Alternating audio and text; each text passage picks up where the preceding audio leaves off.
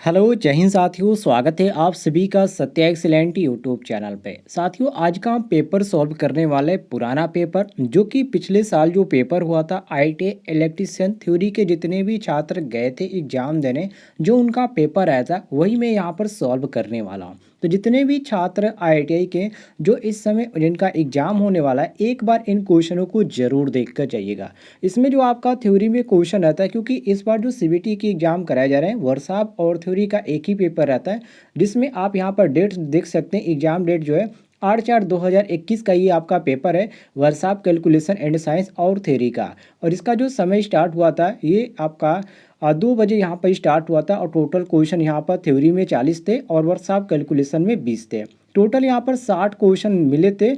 और यहाँ पर किन्होंने इतना अंक प्राप्त किया, कितना यहाँ पर अटेंड किया, सारे यहाँ पर डिटेल्स भी दी गई है जब आंसर की आया। तो चलिए यहाँ पर हम सॉल्व करते हैं पेपर को।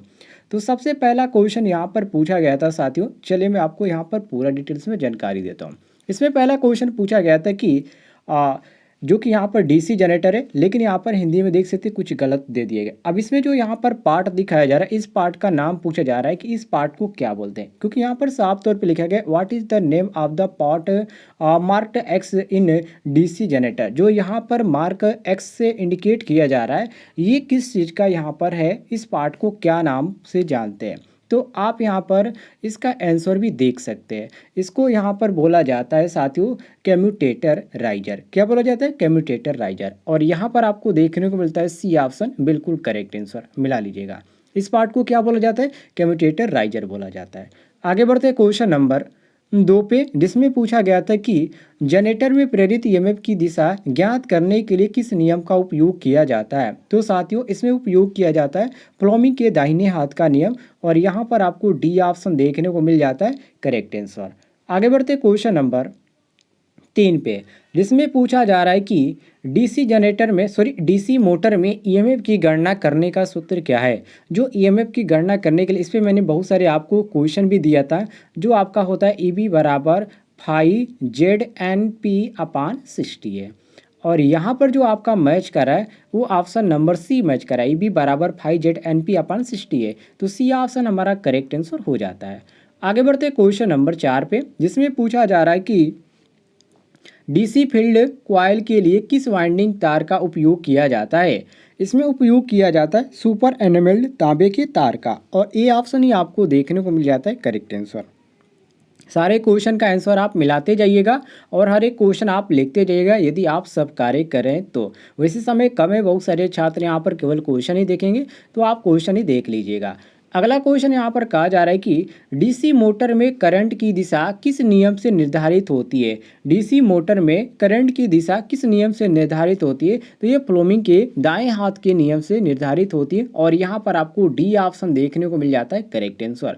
अगला क्वेश्चन नंबर 6, इसमें पूछा गया है कि शॉर्ट और ओपन सर्किट के लिए आर्मेचर को वाइंडिंग का परीक्षण करने के लिए किस उपकरण का उपयोग किया जाता है। इसमें जिस उपकरण का उपयोग किया जाता है उसको हम बोलते हैं एक्सटर्नल ग्राउलर, जिसको बाहरी ग्राउलर के नाम से जाना जाता है। तो सी ऑप्शन हमारा करेक्ट आंसर हो जाता है क्वेश्चन के अनुसार। आगे बढ़ते क्वेश्चन नंबर 7 पे, जिसमें पूछा जा रहा है कि प्रतिरोध को शुरू करने के लिए किस सामग्री का उपयोग किया जाता है। ठीक है, मतलब कि डीसी स्टार्टर्स में प्रतिरोध को शुरू करने के लिए जिस सामग्री का हम उपयोग बोलते हैं, उस उपयोग का यहाँ पर उस सामग्री का नाम पूछा जा रहा है जो उपयोग में लाया जाता है। तो इसको साथियों बोला जाता है यूरेका। और यहाँ पर आपको ए ऑप्शन देखने को मिल जाता है करेक्ट आंसर। आगे बढ़ते क्वेश्चन नंबर 8 पे, जिसमें पूछा जा रहा है यहाँ पर कि एसी मोटर के स्टेटर में कुल विद्युत डिग्री की गणना करने के लिए किस सूत्र का उपयोग किया जाता है। तो साथियों इसमें एक सूत्र का उपयोग किया जाता है जो कि टोटल इलेक्ट्रिकल डिग्री बराबर 180 अंश होता है और इसके बाद नंबर ऑफ पोल्स होते हैं। कहने का मतलब है कि कुल विद्युत डिग्री बराबर 180 अंश गुणे ध्रुवों की संख्या। और यहाँ पर आपको डी ऑप्शन देखने को मिल जाता है करेक्ट आंसर, मिला लीजिएगा। डी ऑप्शन आपका सही हो जाएगा।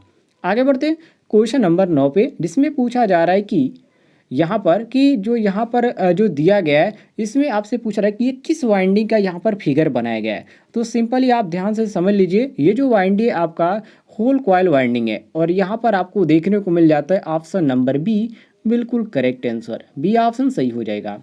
आगे बढ़ते क्वेश्चन नंबर 10 पे, जिसमें पूछा जा रहा है कि 6 पोल स्टेटर मोटर की विद्युत डिग्री क्या है? यदि 6 पोल की बात किया जाए तो 6 पोल आपका 1080 होता है। कितना होता है साथियों? 1080। और यहाँ पर आपको सी ऑप्शन देखने को मिल जाता है। करेक्ट आंसर मिला लीजिएगा।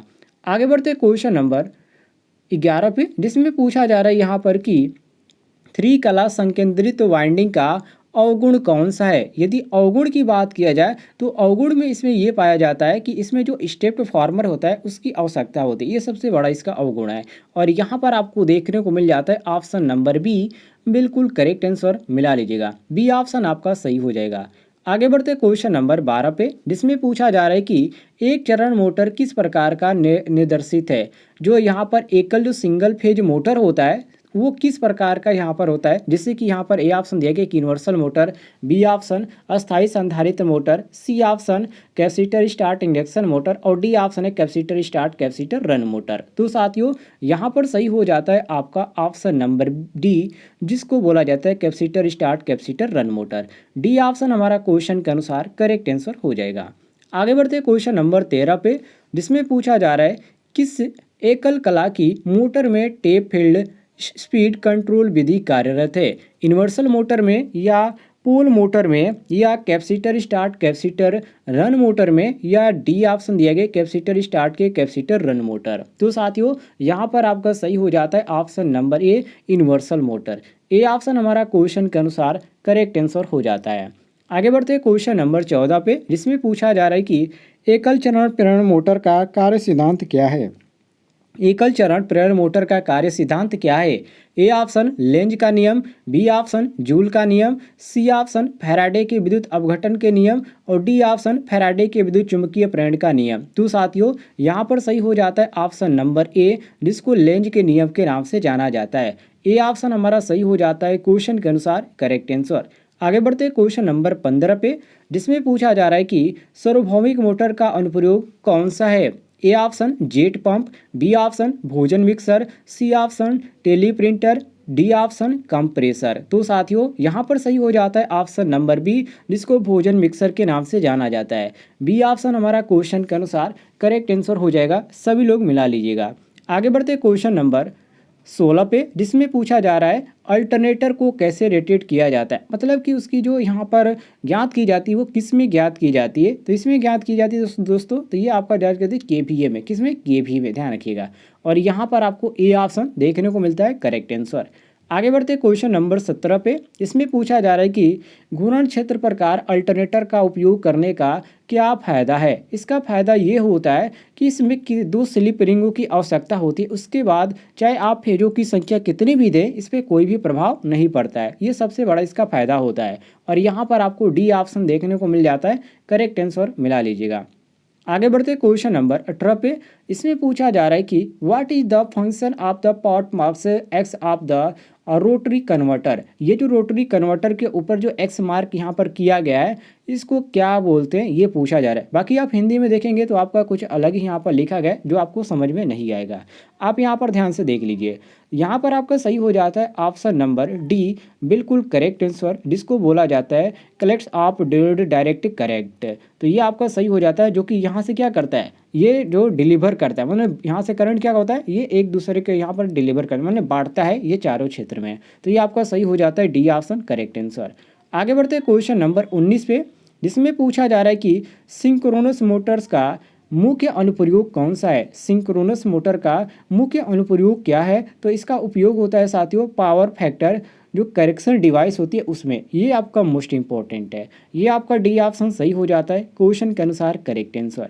आगे बढ़ते हैं क्वेश्चन नंबर 20 पे। ये भी आपका मोस्ट इंपॉर्टेंट क्वेश्चन है, जिसमें कहा जा रहा है कि मोटर जनरेटर सेट का लाभ क्या है? मोटर जनरेटर सेट का लाभ क्या होता है साथियों? तो डीसी आउटपुट वोल्टेज की आसानी से नियंत्रित किया जा सकता है। ये सबसे बड़ा इसका लाभ होता है। मैं आपको बता देता हूँ, यदि आप और भी क्वेश्चन पढ़ना चाहते हैं जो इलेक्ट्रीशियन थ्योरी है, वर्कशॉप कैलकुलेशन एंड साइंस का है, तो इस वीडियो के डिस्क्रिप्शन बॉक्स में मैं लिंक दे दूंगा। आप वहाँ से क्लिक करके आसानी से पढ़ लीजिएगा। मोस्ट इंपॉर्टेंट क्वेश्चनों का आपका प्लेलिस्ट भी मिल जाएगा, जो कि यूट्यूब पे भी जाकर आप देख सकते हैं मैंने प्लेलिस्ट बना रखा है ताकि आप आसानी से जाकर वहाँ पे तैयारी कर पाएँ। और पिछले साल के जितने भी पेपर हुए थे, मैंने सब कुछ यहाँ पर क्रम वाइज़ भी बता दिया है और उसका भी लिंक मैं आपको इस वीडियो के डिस्क्रिप्शन बॉक्स में दे दूँगा, या आप चाहे तो जाकर प्लेलिस्ट भी चेक कीजिएगा, वहाँ पर आपको प्लेलिस्ट भी देखने को मिल जाएगी।